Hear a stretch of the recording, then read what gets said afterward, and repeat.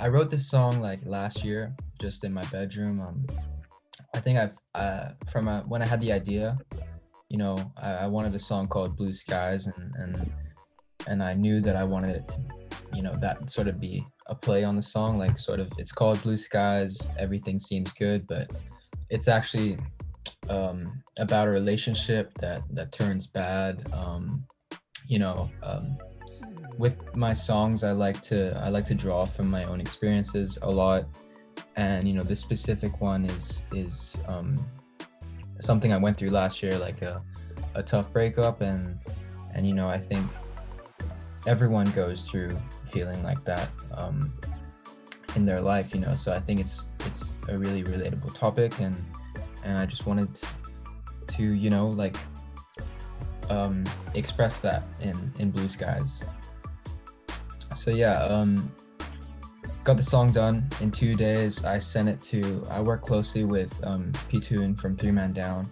He helps me on the production side and all of this, and I sent it to him, and I think we had a finished version down by like February of this year. And so I was just dying to release it. It's probably like one of my most favorite songs that I've written. I've written a few since that, I prefer, but definitely is my favorite that I've released so far. We filmed the video like actually just a week before I flew out for university. So I knew that I wanted something bright and something colorful, and then the director I work with, Björn, she came to me with like this idea to have it split into 3 sections. So essentially each section will show a part of the relationship. So there are 3. The first one shows sort of the honeymoon phase of a relationship where everything is super great, it's super colorful, like you can clearly see that. The middle, it's unfortunately like where relationships go, like what was there at the start tends to die out, and it's sort of the middle ground, you could say. And then on the other side is pure chaos. It's when the relationship kind of, it just turns to shit, really. And yeah, you can see that in the video with the fire and everything. I think it's really cool. Besides Blue Skies and One Summer, yeah. I would say I have at least 10 in the works. An album is always something that I've wanted to push towards, like it's been a goal of mine, but I think for now we're just gonna go for singles. So my next single is probably gonna be out in January, and then we'll see how we go from there. I mean, I think I'd probably aim to go for an EP before an album, just because I think that makes more sense. But I think there are more and more songs coming. I'm writing songs pretty much every day. I think it's really cool when projects have a concept. I like that idea where everything sort of fits together in a cohesive unit, and you can hear that. With this EP, I think I've sort of got that. I won't say too much, but I think all the songs kind of fit in this bracket, and I think they can all relate to each other in a way. Yeah, I mean, in the writing process, I usually just start with everything myself, and I try to get it to like a certain point.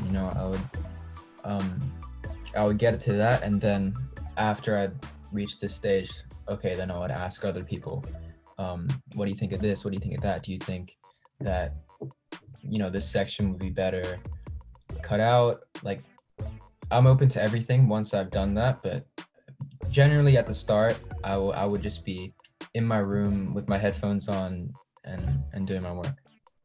Yeah, so One Summer, that was probably the first song that I wrote that I was like okay, like this could be something. Like I wrote it a while back now. It was one of the first songs that I actually wrote, and it's called One Summer. It's got a summery feel, but then again, the lyrics are quite upsetting. It's kind of about a summer fling or a relationship that has an expiry date. So you're trying to enjoy this time you have with this specific person, but you both know at the end of it that that's all you're gonna have, and it's sort of about enjoying that moment, but also, being upset that it has to end. Yeah, I'd probably say so. I mean, I think people can probably tell that through like my songwriting, my lyricism, and things like that. But I think I just want to be.